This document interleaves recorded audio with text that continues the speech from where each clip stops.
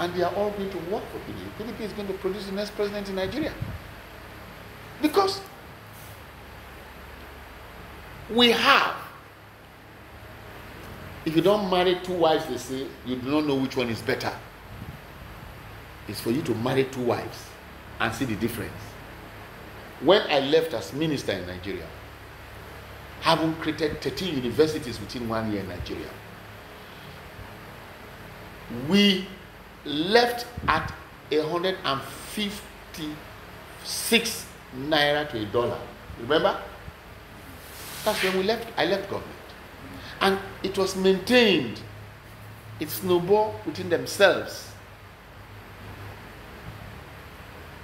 You have the skirmishes of Boko Haram or what have you, but it was not in the magnitude we're talking about today.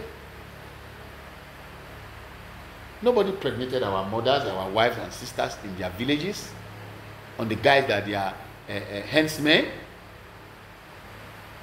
Nobody talked about the magnitude of this gun toting, this blood-seeking drunkenness. Nobody thought about it. Nobody thought about it. We as Nigerians must bring ourselves to thought and correct immediately what the situation is before mercenaries or government of nations other than our nation comes to correct it for us. No government in the world will want to toy with Nigeria the way Nigeria is today, because the population of Nigeria will explode this country, this world, were we to allow it to get out of hand the way we are going. So I can assure us that Nigeria will not. Just like what happened in 2015. If you remember vividly, in 2015, I was telling Jonathan, and I told all of them, and I granted the press conference to the Vanguard at the time. If you follow what is going to happen, all these people, they are going to use SSS and EFCC to threaten that if you don't join APC, we will jail you. If you don't join APC, we will carry you, your children out. We suspended this account, we've investigated this. All of them are not APC members. They are all PDP members that will come back. And you will have a situation in the next election where people who thought that they are forced people by their own thinking to join APC, they will be bearing APC in the day, and in the night, they are PDP members. Exactly what happened to Jonathan. After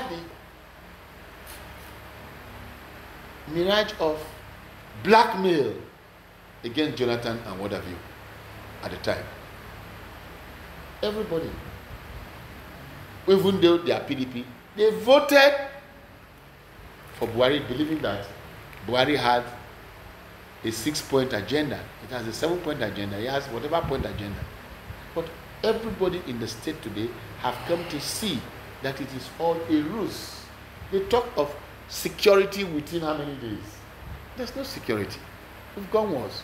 They thought of food availability. Food has become out of the reach of people.